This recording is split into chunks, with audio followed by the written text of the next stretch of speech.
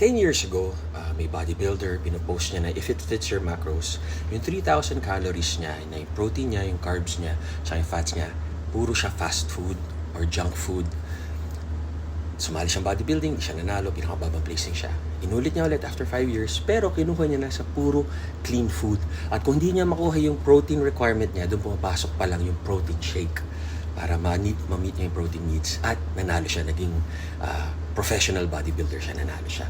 So example lang yan, anecdotal lang dahil isang tao lang siya, tsaka based on experience niya, hindi maraming survey na 100 tao na talagang science tested, na may mga data pa na publish, walang ganun eh. Pero nakikita natin na not all calories are created equal. So iba talaga yung galing sa nature.